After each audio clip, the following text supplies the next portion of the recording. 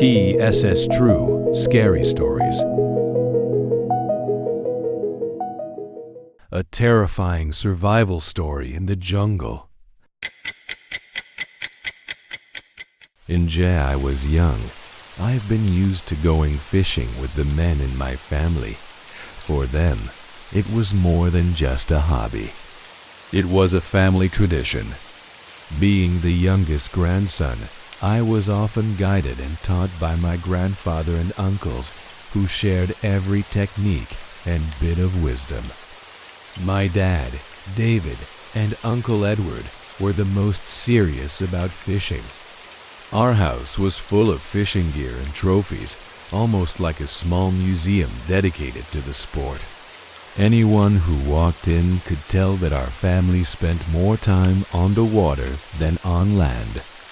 This story belongs to my dad, but whenever he tells it, he seems to become someone else, cautious and tense, as though the memory still haunts him.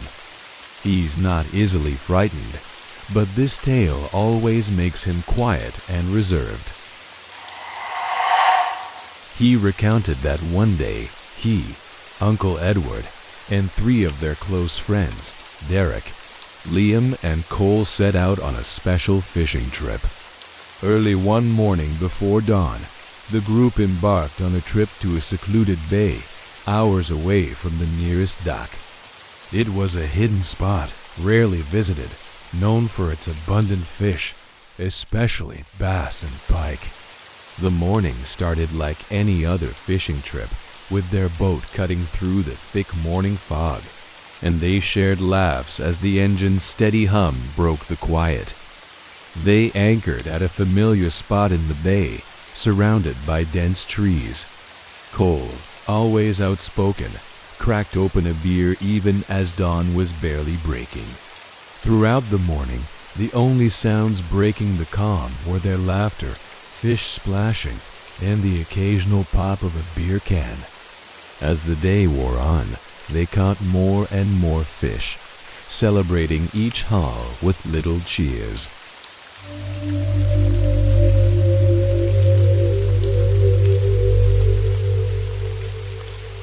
As dusk fell, the fog began to roll in, swiftly enveloping the bay. It was so thick it felt like it could swallow the boat whole. Derek, the most experienced fisherman, remarked he'd never seen fog like this. Liam and Cole, despite having had their fair share of drinks, weren't worried at all. My dad and Derek quickly discussed and suggested that Edward should try to steer the boat out of the bay, hoping the waters further out would be clearer. Edward agreed, but as he tried to navigate through the thick fog, he nearly crashed into a rocky shore. With no other choice, they resigned themselves to spending the night on the boat. My dad suggested calling home, but when they checked their phones, they realized they had drifted into an area with no signal. So my dad, Derek, and Liam decided to go ashore to look for a signal, while Edward stayed back to watch over the boat and Cole, who was too intoxicated to be of any help. My dad took a flare from the boat as a signal in case they needed to call it back. The 3 of them quietly slipped into the water and made their way onto the dark shore, guided only by the dim beams of their phone flashlights.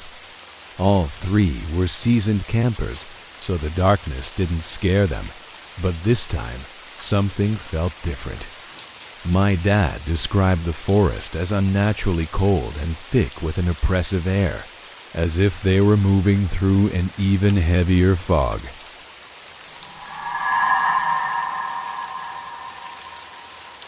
As they ventured deeper into the woods, strange sounds began to echo around them, a series of eerie clicking noises from one direction, only to soon surround them, echoing from all sides.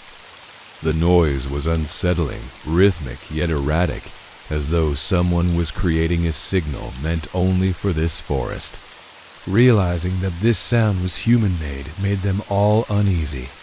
Derek whispered that they should turn off their flashlights to avoid being seen. But in an instant, the sound of heavy footsteps thundered toward them, as if someone or something was charging at them.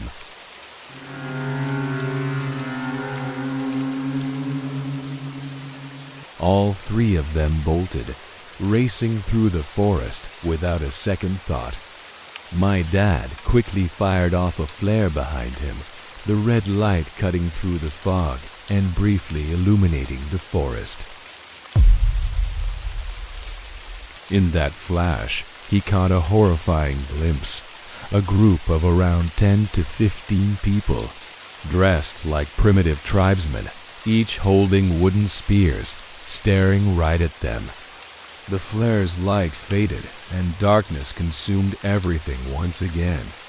Liam nearly stumbled as he ran, but Derek managed to keep him upright. My dad said it was the most terrifying moment of his life, as though the entire forest was conspiring against them, with trees seeming to block their escape. Finally, they burst out of the forest, exhausted but alive, and shouted for Edward to start the boat immediately. The boat sped away just as the strange figures emerged at the water's edge. My dad fired another flare behind them, and in its light, they saw the bizarre group standing still on the shore, their haunting eyes fixed on the group before the darkness swallowed them again. Once they were far enough from the shore, they all finally exhaled. They sat on the boat, panting in silence, each still gripped by terror. My dad said he couldn't comprehend what had just happened for a good hour afterward. His mind was racing, his heart pounding with fear. That night, they took turns keeping watch until the fog lifted at dawn. Strangely, Cole, who had been too drunk to remember anything, remained oblivious to the horrifying events. To this day, whenever my dad retells this story, the fear is evident in his eyes. He says that every time he thinks back, he feels as if he narrowly escaped something dark, something he never wants to encounter again.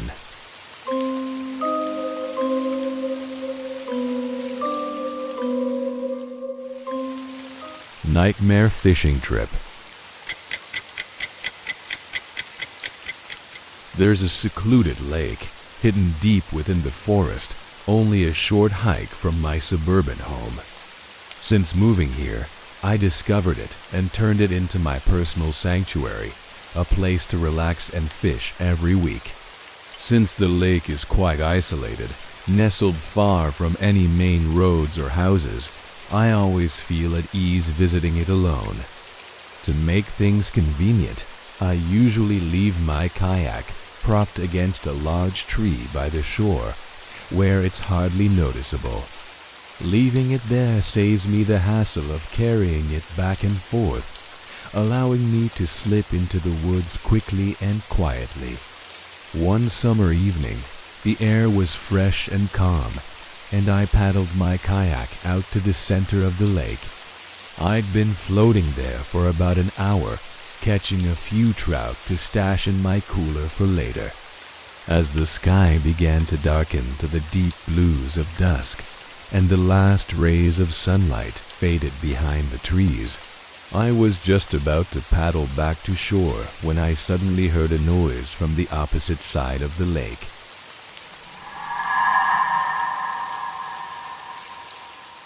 A figure emerged from the shadows of the trees, carrying a large container to the water's edge. Then, without warning, he tilted the container and poured something into the lake. Through the rippling water and the fading light, I noticed a dark liquid spreading across the surface, a deep, ominous red. An unsettling feeling crept over me. I thought this stranger was polluting the lake I loved. Furious, I yelled, "Hey, what do you think you're doing?" The man flinched, turning to look at me for a moment before bolting back into the forest leaving the container tipping its last drops into the lake. A sense of dread overtook me, and I decided it was time to leave. As much as I love nature, I didn't feel safe staying there any longer. I quickly paddled my kayak back to shore. While pulling my kayak onto the bank, I heard the crack of a branch in the distance, as if someone was watching me. I considered shouting, "Who's there?" but quickly thought better of it and stayed silent. I covered my kayak and headed straight home, doing my best to keep calm. The whole way back, I couldn't shake the feeling that someone was following me, constantly glancing over my shoulder.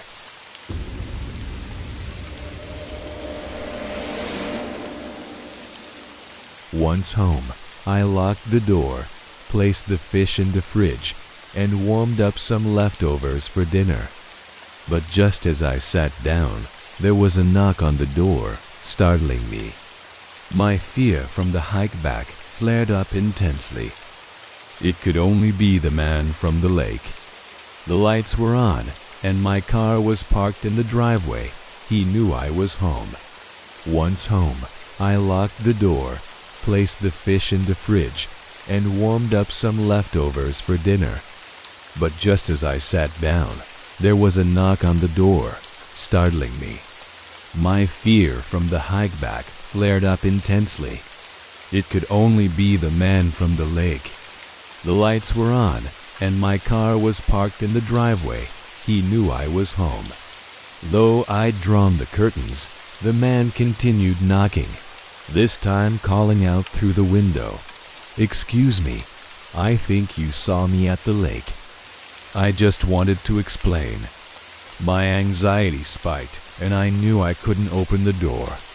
He kept knocking on the window and called out, "Hello." Hearing the impatience in his voice, I firmly replied, "Go away, or I'll call the police." This threat seemed to work, and he stopped knocking. I locked all the windows, turned on the ASA, and called the police to report the incident and filed a report with the Department of Environmental Protection about his suspicious dumping. After making the report, I felt somewhat relieved and went to bed. But in the middle of the night, around 2 a.m., I was jolted awake by a noise downstairs.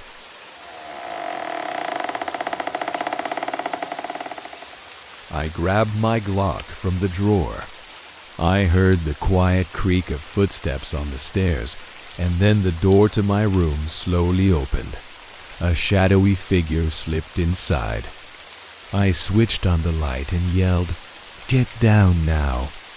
The man raised his hands, trying to signal me to stay calm, but he held a small knife. I ordered, "Drop the knife." But he just said calmly, "I'm leaving," and turned to dash down the stairs. I shouted for him to stop, but he kept going. I heard the front door slam shut, and I immediately locked it and called 911. The police arrived promptly, and I explained everything, including my earlier non-emergency report. They followed me back to the lake, but found no trace of him. It seemed he had returned to erase any evidence. I described him to the police: short, scruffy, pale, balding, with glasses, wearing a black flannel shirt and black pants. After the police left, I stayed in the living room with my gun by my side, the TV on, keeping an eye on the broken window. Early the next morning, my brother came over to help fix the window and stayed with me for a few days to give me peace of mind until things settled down. To this day, I'm convinced that the container held either a body or some dangerous substance dissolved with chemicals. Why else would the man have followed me home and broken in during the night? My instinct saved my life that night, because if I'd opened the door, this story might have ended very differently.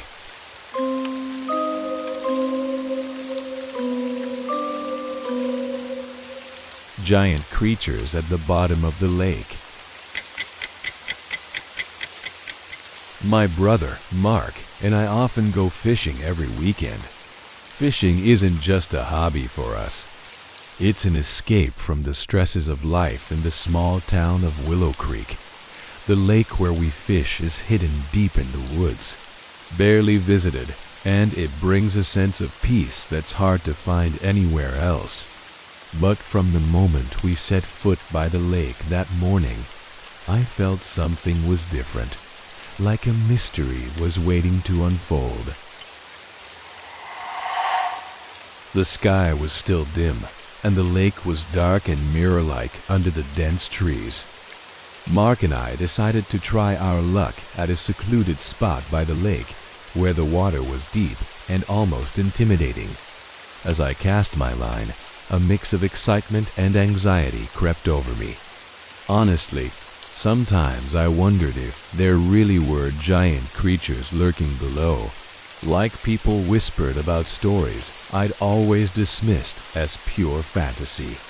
When the fishing line suddenly tightened, I thought I'd hooked a big one, and excitement surged through me. But within minutes, things took a strange turn. The line was pulled so hard it made a loud, unsettling whine. It felt like I was in a struggle with something beyond my imagination.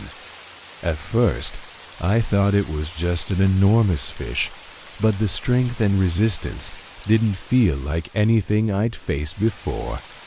Glancing down at the water, I caught a glimpse of a massive shadow moving past, and a chill ran through my entire body, filling me with a vague but growing sense of fear.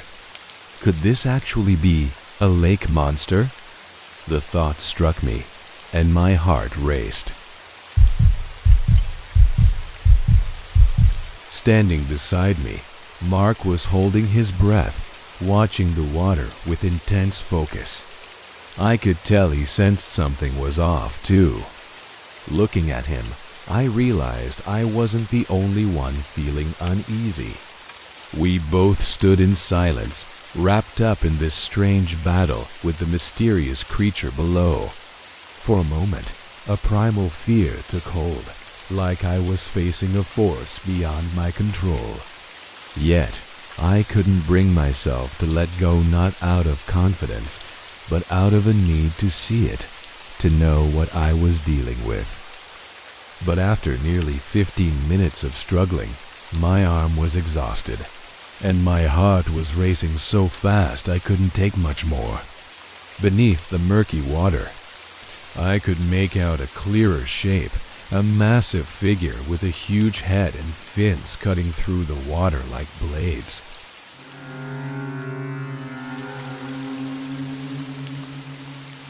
My body froze as the possibility of a real monster became harder to ignore. My mind went numb, faced with the thought that this wasn't a normal fish, but possibly something far stranger. A secret the lake had hidden for ages. I knew I couldn't keep going, but there was a hint of regret. Am I giving up a chance to uncover something incredible? That question echoed in my mind, but fear finally won out. I decided to let go, watching the rod and line sink quietly back into the lake, severing my connection with the creature. Mark didn't say anything, but the look on his face was full of worry and confusion. I guess my emotions were just as clear to him. On the way back, I felt a heaviness, but it wasn't regret. It was a haunting feeling, like I'd brushed against something I never wanted to face again. My mind kept replaying that dark shadow, and I wondered, what was it? Could it have been some ancient creature, beyond human understanding? And if that were true, had anyone ever survived an encounter with it? That night I couldn't sleep. Every time I closed my eyes, the image of the giant shadow on the lake came back to me vividly, reminding me that some secrets are better left unexplored. Maybe I was lucky to have escaped it. From that day on, I always told myself that some places like that mysterious deep lake might still hold things we have yet to discover.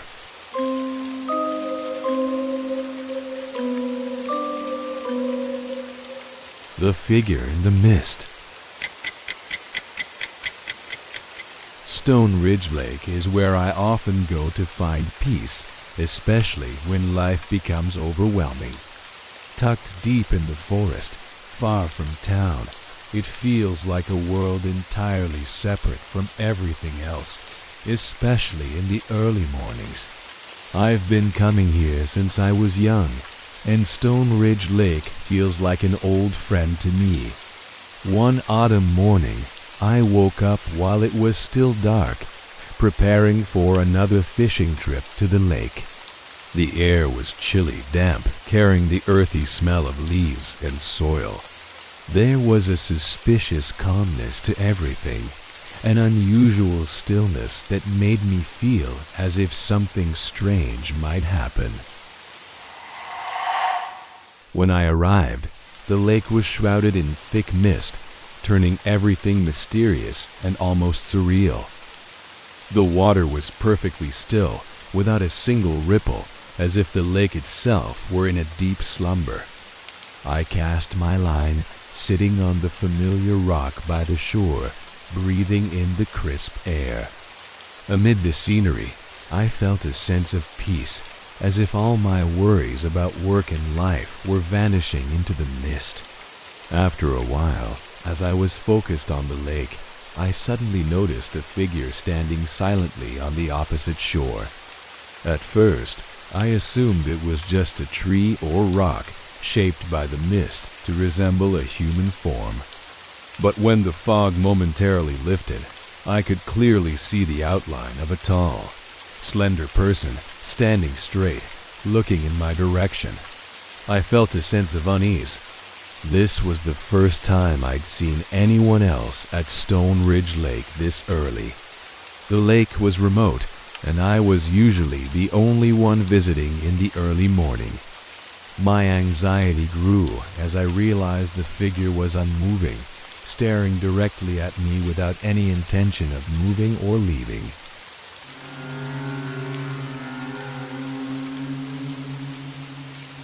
As the sky lightened and the fog started to thin, I could see more clearly. The figure seemed to be wearing a dark, long coat, with their face hidden in shadows, making it impossible to see any features. Yet, their eyes, though faint, seemed chillingly sharp. I felt frozen in place under that gaze, unable to look away, as a cold shiver ran down my spine. Questions filled my mind. Who is that? What are they doing here at this hour? And most importantly, why are they just standing there, not doing anything? I tried to stay calm, but a vague fear began creeping over me. Part of me wanted to reel in my line and leave, but doing so would mean admitting that I was scared, letting this unsettling feeling win. Just as I decided to ignore the figure and look away, I saw them begin to move, slowly making their way toward the lake's edge. I froze. The figure took deliberate steps toward the water, with no sign of stopping. Then, something even stranger happened. They continued walking forward, straight into the lake, until the cold water touched the hem of their coat. But they still didn't stop, moving further into the mist and deeper into the water. I felt my heart stop. In that moment, I forgot to breathe, my eyes locked on the figure as it was gradually swallowed by the fog and water. Within seconds, they vanished, no sound, no trace left behind. The lake was as still as before, and I was left wondering if what I'd just seen was real or a mist-induced illusion. An intense sense of dread filled me. I quickly reeled in my line and packed up my gear, feeling jittery and out of control. My whole body felt like it was moving on autopilot, my hands shaking. The eerie feeling of being watched hadn't left me, and I kept glancing back at the lake, hoping to see something that would explain what I had just witnessed. But there was only the thinning mist, gradually lifting to reveal Stone Ridge Lake's usual quiet beauty. As I walked back along the trail, my mind raced with questions and unease. Something mysterious had happened at Stone Ridge Lake that morning, but I had no idea what it was. That night, after returning home, I couldn't shake the image of the strange figure stepping into the icy water, replaying over and over in my head, haunting me. Since that day, I haven't dared to visit the lake in the early morning. The question, was it a ghost or just an illusion, lingers in my mind. And every time I remember that sight, a chill runs down my spine, and I wonder if I stumbled upon a secret lying dormant beneath the lake's surface, a secret that no one should know.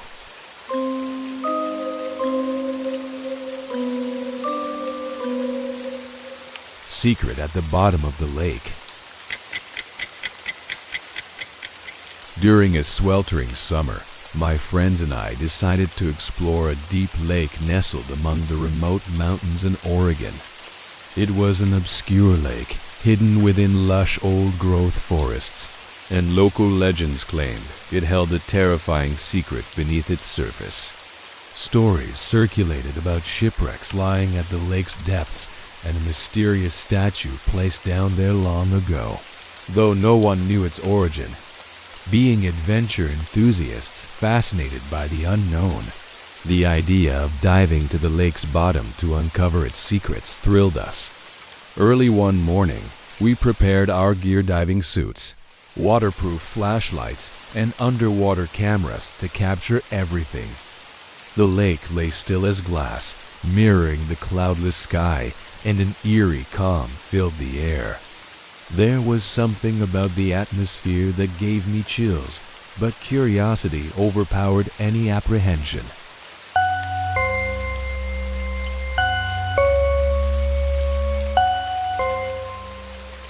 As each of us dove in, the cold water sent shivers down my spine. Sunlight filtering through the surface created dim, hazy beams. The deeper we descended, the light faded, giving way to a blanket of darkness. We switched on our flashlights, their beams piercing the murky green water, casting an almost mystical glow. The lake bed slowly came into view, and a sense of tension filled me. We began swimming past fragments of old wrecked boats, likely sunken years ago. Rotting wooden planks, rusted metal, and scattered debris lay like relics of a forgotten world. Deeper still, our flashlights illuminated something strange, a large stone statue standing silently at the bottom of the lake. I signaled for the group to come closer. It was a massive statue, intricately carved into a human face with unsettling features. Its eyes were wide open, staring coldly at us, as if aware of our presence and watching us. The face was carved with chilling precision, with sharp, ominous details. A cold chill ran down my spine, not only from the frigid water, but from the statue's gaze. Standing before it, I felt small and vulnerable, as if the statue radiated a dark energy.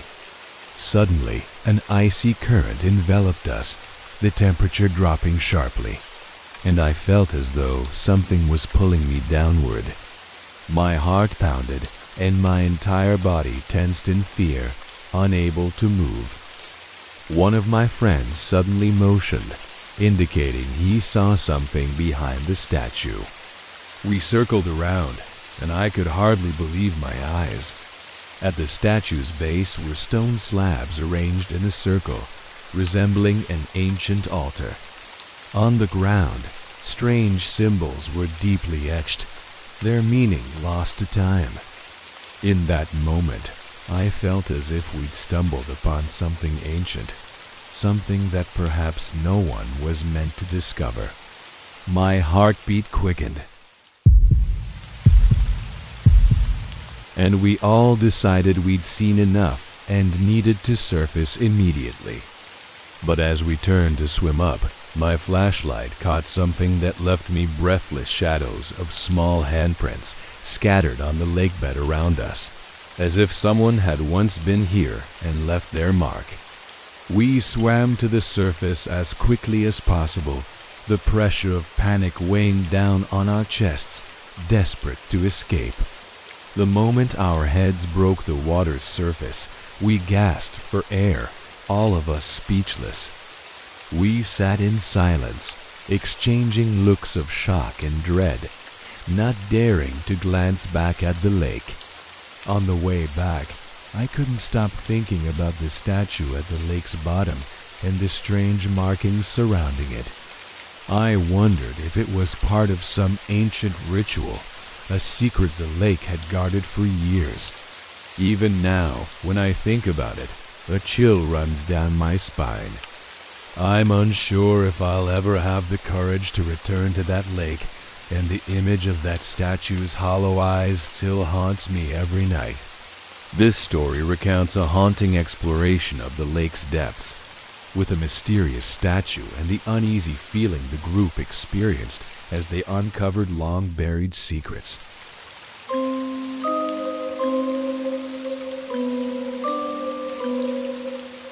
The Flute in the Dark.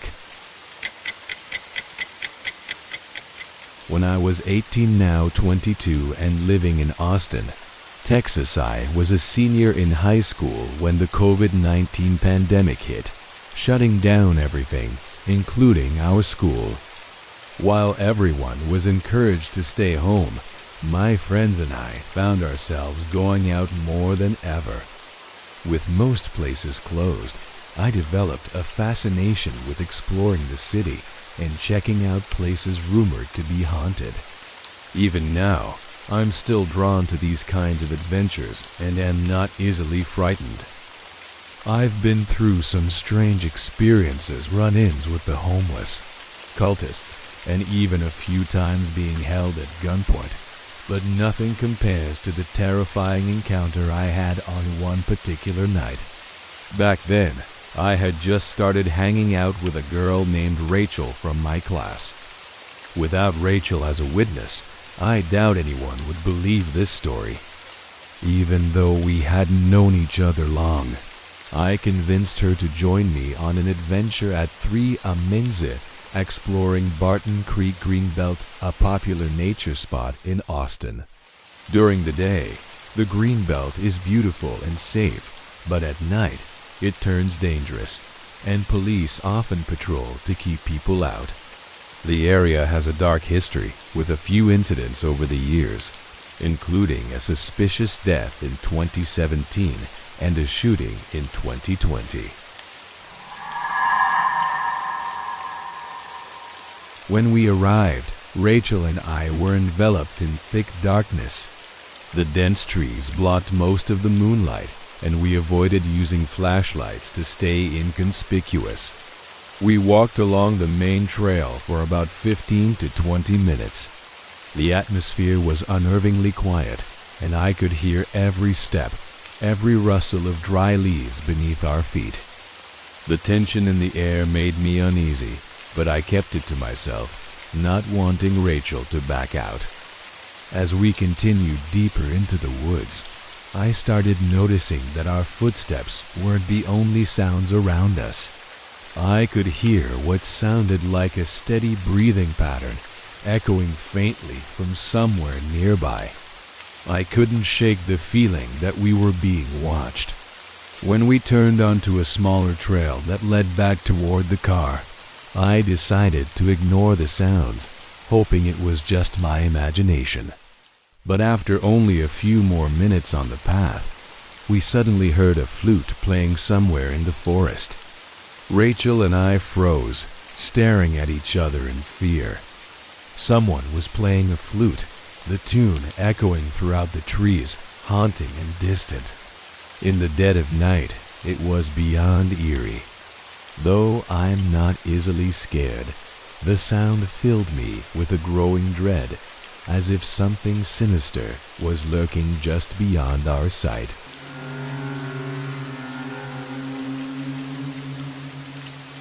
We decided to run, and I told Rachel that we'd take the main trail back, even though I knew it could be risky. At that point, I just wanted to get out of the woods, away from the darkness and the strange music. We ran as fast as we could, hoping the flute would stop. But just about 10 meters into our sprint, we heard branches snapping in the bushes ahead, followed by the sound of something large rushing past us, like an icy wind cutting through the dark. I thought it might be a deer or some other animal, but I couldn't see any shape or shadow in front of us.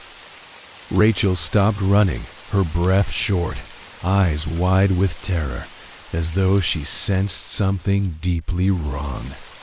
The moment we stopped, the flute started again, louder this time, as if it were calling us back. This time, the tune sounded like an old folk melody, strange and ancient. I couldn't tell where it was coming from, and everything around us seemed dead silent except for that haunting music. We felt trapped by the sound and the darkness, and I realized we had no choice but to confront it. Whoever was playing the flute probably already knew we were there, or maybe it was something not entirely of this world. I finally decided that the main trail was still our safest option, at least because it was a clear path. I grabbed Rachel's hand, and we both sprinted toward the car as fast as we could. Halfway there, the flute stopped abruptly, as if whoever or whatever had been playing it lost interest in chasing us. When we reached the car, I glanced back toward the woods one last time. In the pitch-black shadows, I swear I saw a dark figure standing between the trees, watching us as we left. Rachel jumped into the car, and we sped off without hesitation. On the drive back, neither of us spoke. Rachel stared out the window, her eyes still damp, and I didn't know what to say to explain what had just happened. That night, when I got home, I couldn't sleep. The sound of the flute echoed in my mind, haunting me, as if I could still hear it playing somewhere far away. I kept wondering if it was a sign, a warning, or maybe part of a mystery no one should ever uncover. That night, I realized that some places aren't meant to be explored, and some sounds are better left unheard.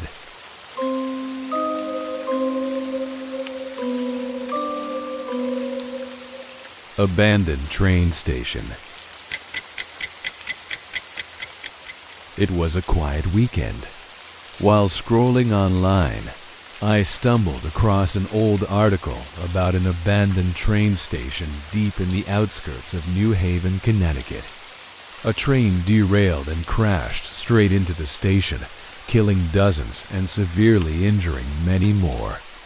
Since then, the station had been shut down for good, gradually sinking into decay and time. The black and white photos in the article, showing rusted train cars and walls overgrown with moss, gave me chills and captivated me all at once.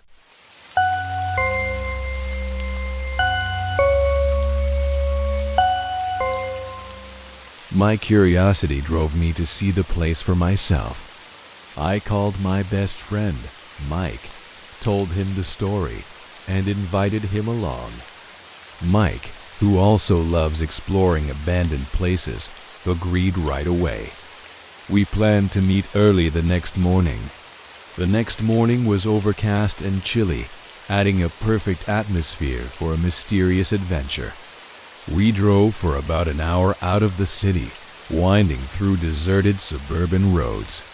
As we got closer to the station, the scenery grew even gloomier, as though the place had been forgotten by time and people alike.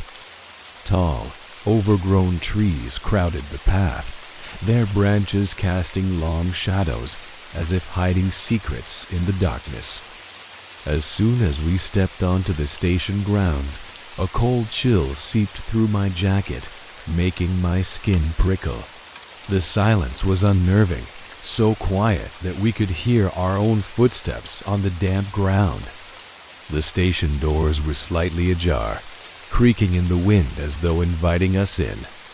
Inside, the sight was haunting. Old train cars sat lifeless on the tracks. Shattered windows lined the walls.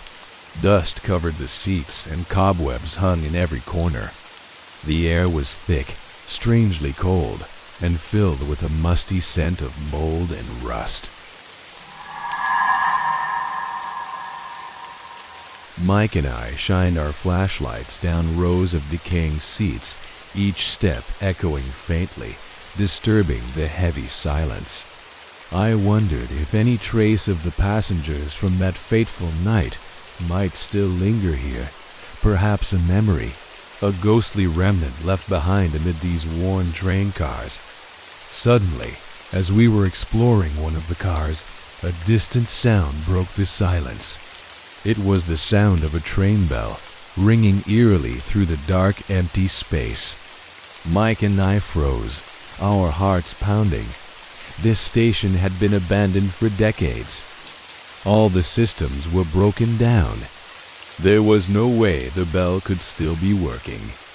But the sound was clear, as though a phantom train was preparing to pull into the station. "That doesn't sound right," Mike whispered, his face showing visible unease. We both understood that something was wrong. The silence closed in around us, and I felt as though the air grew colder, heavier. Yet, curiosity nudged me to move closer to the source of the sound. As we approached, the bell abruptly stopped, plunging the station back into an unsettling silence. My heart was pounding, and my breath felt heavier. Trying to process what just happened, I noticed Mike suddenly freeze, his eyes widening as he pointed toward the end of the platform. I followed his gaze and, in the dim light, saw a figure standing silently beside an old train car. It was a man, dressed in an old-fashioned railway uniform, its colors faded. In his hand, he held a lantern, the faint flame casting long shadows on the ground. I stood there, paralyzed. The figure didn't move, only stood there, staring in our direction with an empty, emotionless gaze. It felt as though he didn't belong to this world, but was a part of the station's forgotten history. Neither Mike nor I dared to move. We just stood there, staring back at the mysterious figure. One thought echoed in my mind. Could this be the spirit of a train worker who had perished in that tragic accident? In a split second, as I blinked, the figure vanished. There was no sign he had ever been there, as if he'd been an illusion created by the decay of the station. But I knew what I'd seen was real. Heart-pounding, we both turned and hurried out of the station, chills running down my spine every time I looked back into the darkness. On the drive back, we were enveloped in a heavy silence. I couldn't shake the image of the man with the lantern, as if he was still there, continuing his duties, waiting for a train that would never arrive. I wondered if he knew he was dead, or if he was trapped in the dark, foggy remnants of the abandoned station. Since that day, I haven't had the courage to return to that place. The image of the shadowy man with the lantern still haunts me whenever I think back to that adventure, reminding me that some mysteries are better left unsolved, and that, Certain stories are best left as tales, not to be pursued any further.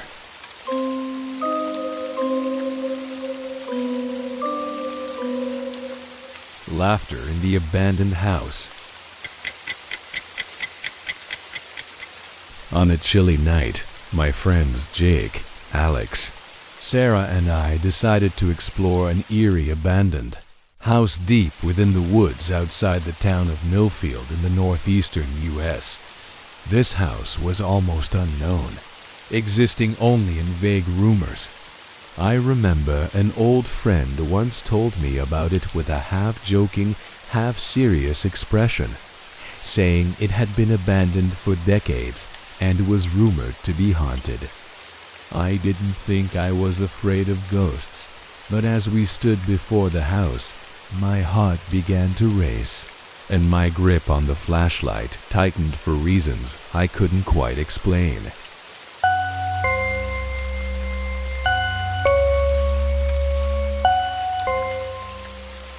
It took us over half an hour to find the house, pushing through brambles and navigating paths covered in dry leaves. When it finally appeared under the weak glow of our flashlights, a chill ran down my spine. The old house stood dilapidated, with a leaky roof and broken windows like empty eye sockets. We paused in front of the main door, a strange, suffocating atmosphere enveloping us. I glanced at Jake, the most confident one among us, but even he swallowed hard. I told myself I'd be fine, but a growing anxiety took hold in the pit of my stomach.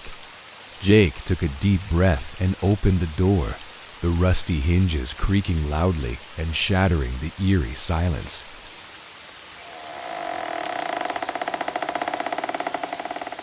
Stepping inside, I was hit by a cold, thick air, as if everything here had been trapped in time. We shined our flashlights into each dark corner, revealing rotting portraits hanging crookedly on the walls, fragments of decayed furniture, and creaking wooden floors under each step. I paused, listening carefully to each sound, unable to shake the feeling that someone or something was watching us. Could this all just be a joke? I wondered, but deep down, I sensed there was something very wrong here. Sarah stopped in the hallway, gently tugging my arm. "I think I heard something," she whispered, her voice trembling. A surge of unease rose within me. I strained to listen, but all I heard was an unsettling silence. Then suddenly, a faint, chilling giggle floated down from the second floor. I wanted to turn and leave, but an invisible force seemed to pull us forward, up the stairs. We took each step carefully, trying not to make a sound on the creaking boards. Conflicting thoughts raced through my mind, curiosity battling an unshakable fear. Am I messing with something beyond my understanding? The thought flickered through my mind, only to be overpowered by an intense curiosity. When we reached the second floor, we froze before a dark hallway. The shadows were thick, almost swallowing the beam of our flashlights. We moved slowly, each step careful, as if afraid of disturbing something lurking in the darkness. Suddenly, a door creaked open just ahead. My heart pounded erratically, my breath heavy. Should we turn back? I thought, but I didn't dare say it, afraid they'd tease me. At that moment, the giggling stopped, replaced by an eerie silence. I shone my flashlight toward the door, and that's when I saw him, a figure standing in the doorway. His eyes were blood-red, cold and empty, piercing each one of us. His face was gaunt, his old coat covered in dust, his frame tall and skeletal. In that instant, one thought flashed through my mind: run.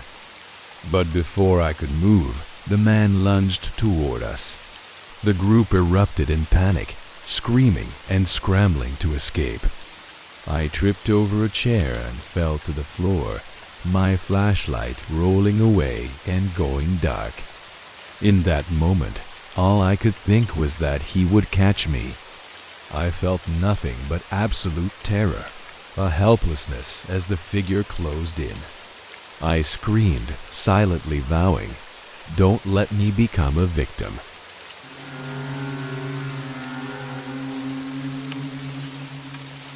Alex, thinking quickly, shone his flashlight directly into the man's face, causing him to hesitate and recoil slightly. I took the opportunity to get up, and we all started sprinting for the stairs. The man shouted angrily behind us, his heavy footsteps pursuing us closely. Every step I took sent my heart pounding in my chest, and the only thought running through my mind was, I have to get out. I saw the same terror in my friends' faces as we raced down the stairs, pushing through the front door, and ran across the clearing in front of the house.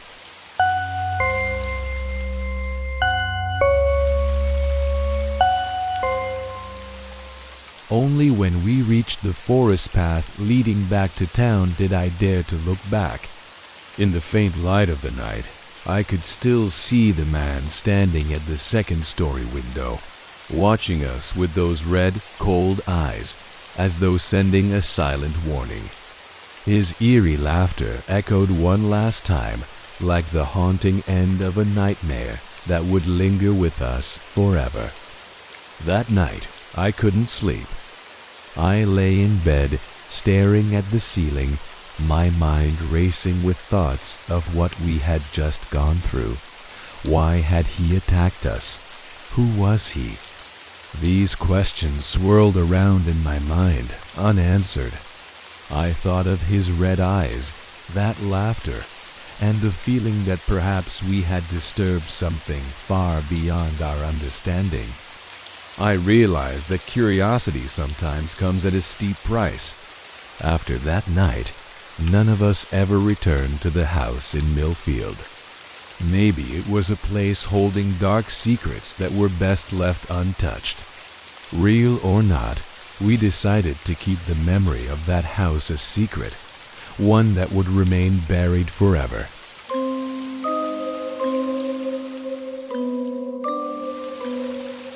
The Adventure in the Abandoned House. On a chilly autumn afternoon, I decided to explore an old, abandoned house hidden deep in the woods outside my small town. The house was something of a local legend forgotten, mysterious and supposedly haunted, according to whispers from those who dared to speak of it. No one had entered it in decades due to the eerie stories that shrouded it. Normally, I don't scare easily, and my curiosity had always been strong.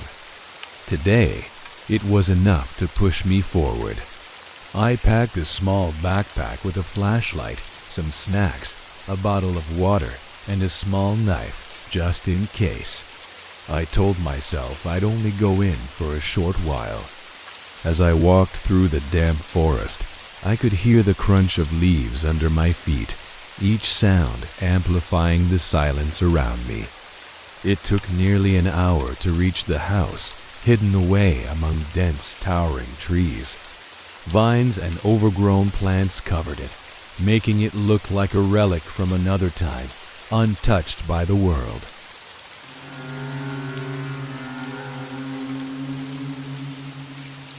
The house looked darker and more decayed than I'd imagined, with broken windows that appeared as empty, black eyes.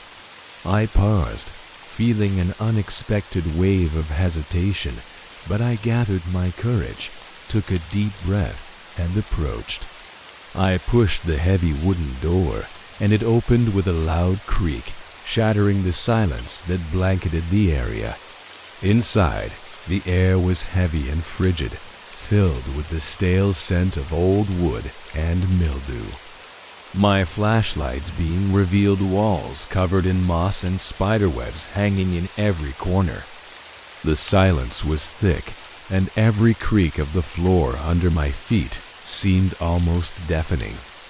My curiosity wavered slightly, but I continued deeper inside. In the corner of the room, my flashlight caught a small table. On it was an old photo album, its cover worn and fragile. I opened it carefully, looking at the faded black and white photos within. They depicted a family, a man, a woman, and a young child, smiling faintly. Though there was a haunting sadness in their eyes, I wondered about them. Did they once live here?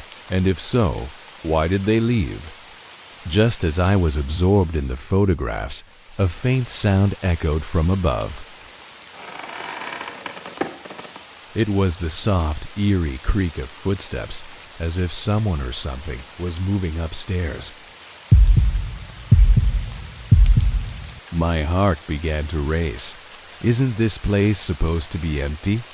I thought, trying to convince myself it was just the house settling or perhaps the wind. But then, a light, chilling giggle filled the air. It was soft, yet it seemed to wrap around the silence, sending a chill down my spine. I froze, my flashlight shaking slightly in my hand. I wanted to turn back, yet my curiosity pulled me forward. Against my better judgment, I decided to go upstairs to find the source of the sound. I climbed the old wooden staircase cautiously, trying not to make a sound. Each step seemed louder than the last, as though the house was protesting my presence. Reaching the top, I found myself facing a long, dark hallway. My flashlight barely penetrated the dense shadows as I took a step forward. At the end of the hallway, a door stood slightly ajar. I approached, the beam from my flashlight illuminating a small room with just a single chair in the center. Sitting on the chair was an old doll, its hollow eyes staring directly at me, its face cracked and worn. In the dim light, those eyes seemed to watch me, empty and cold.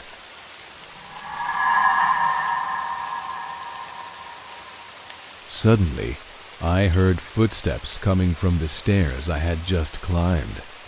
My throat tightened, and I felt my body tense with fear. The footsteps were slow and heavy, moving steadily toward me. I was rooted in place, barely able to breathe, when a voice, soft and distant, whispered, "Why are you here?" Panic surged through me, my heartbeat thundering in my chest. I wanted to move, to run, but I felt frozen in place, like I was trapped.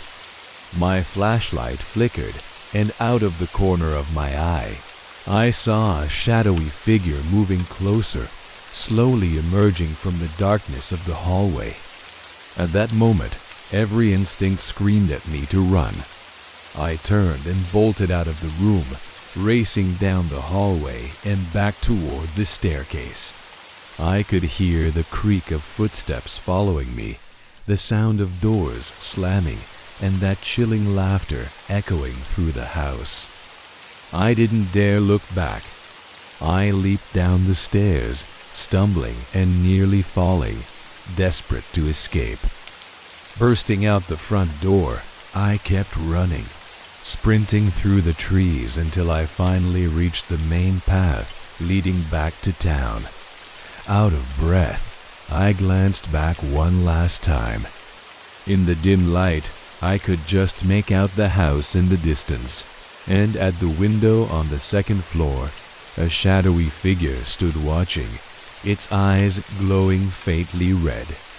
I shuddered, hearing that eerie laughter again, like a warning from a nightmare that had almost claimed me. At night I couldn't sleep.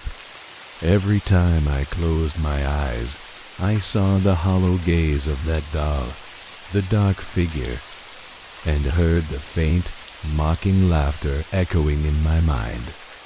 I told a few friends about what I'd seen, but they just laughed it off, assuming I was exaggerating. Still, I knew what I experienced was real. Since that day, I vowed never to go back to that house.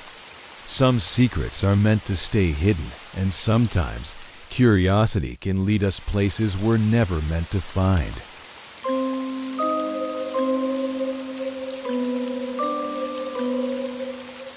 If you find my story interesting, please like and subscribe to wait for our better stories every day.